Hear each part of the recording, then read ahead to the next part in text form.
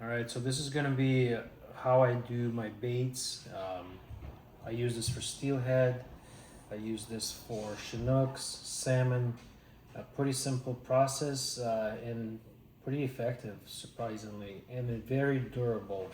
So it's really good for casting. You could be doing jigging with it. So it's pretty good. Now, what I have here is basically tuna belly. It's frozen in a package. You know, we get them in packages like this, but it's basically a tuna belly. It's frozen, and the reason I have it frozen is because it's easy. You could easily work with it, not as easily, but easy. So I'm gonna make two different batches. So one is just gonna be just tuna alone, and the other one's gonna be with sand shrimp and tuna. And the goal is to make these little tiny balls about 1/4 inch size, and I'm gonna wrap them, and then that ball is gonna basically be placed in a Ziploc bag and frozen again, so I could reuse it during my fishing. So you'll need these nets, you'll need a stretching cord, this, and you basically need like some sort of, I mean, regular knife is going to be pretty difficult cutting it, so you need some sort of sawing knife. So what I like to do is basically kind of sew them all up, and you want to move somewhat fast with this because it starts to unthaw, and once it starts to unthaw, you know, your all this kind of stuff will start be coming out of these little baggies. So let's just might as well pre-cut all of them.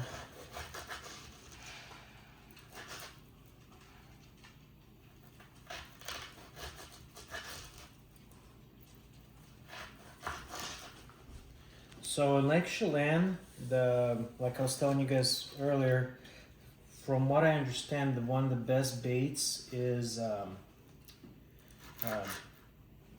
pike minnow, then any white meat basically. But number one is pike minnow. I don't know why. That's what I was told. I haven't tested that theory, so I have no idea. So what you want to do is basically like a 1/4 by 1/4. This might be a little bit big, but 1/4 by 1/4 size cubes, and you could see when they're frozen, you could easily cut them pretty fast. And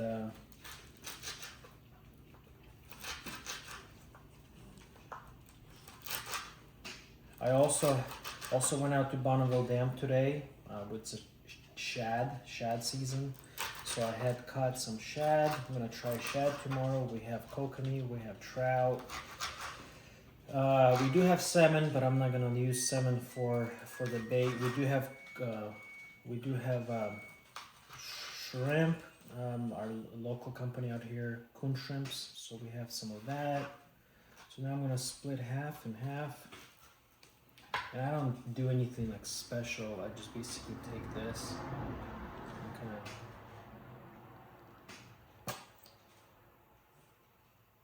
of.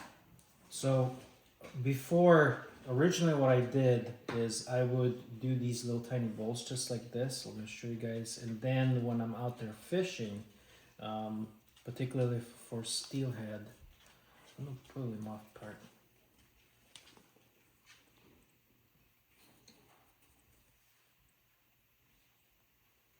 So what I do is I would take that and put it right on top of this ball basically.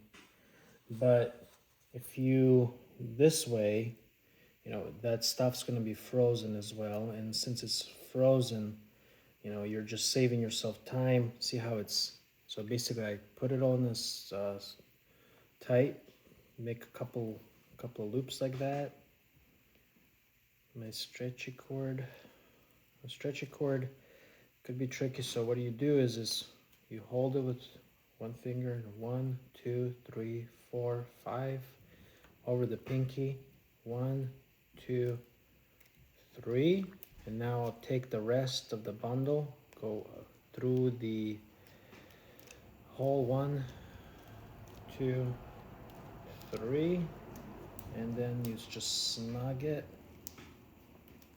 And this is not the fun part because once you're snugging it, it just basically gets everywhere.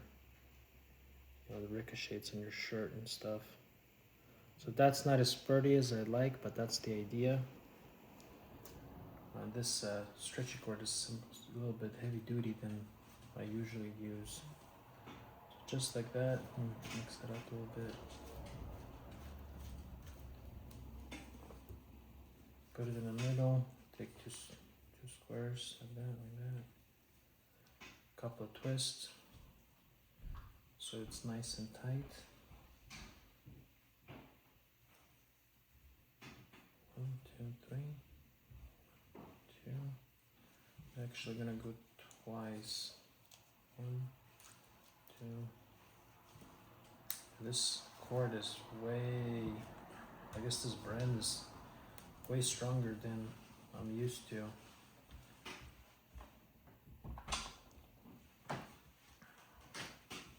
So this method is really dirty, nasty, dirty. Like if you're trying to do this on the fly, I tried doing this at the beach, like basically if I'm plunking.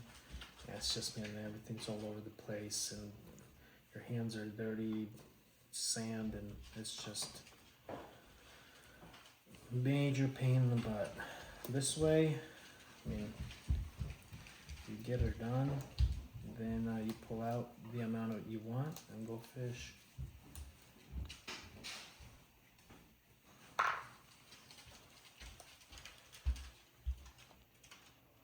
Yeah, this cord is definitely different than the one I'm used to.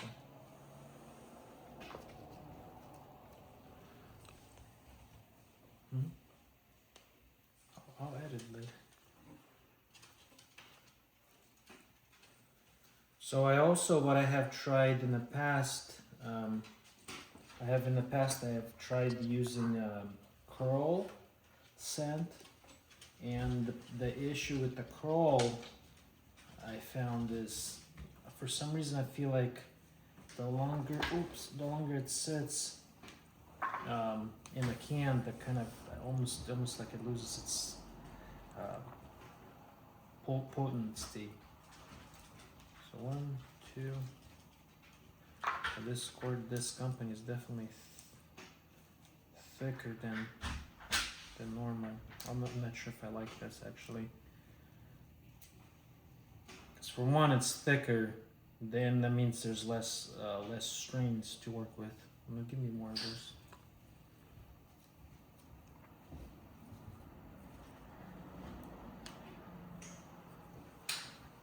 Okay, cut it.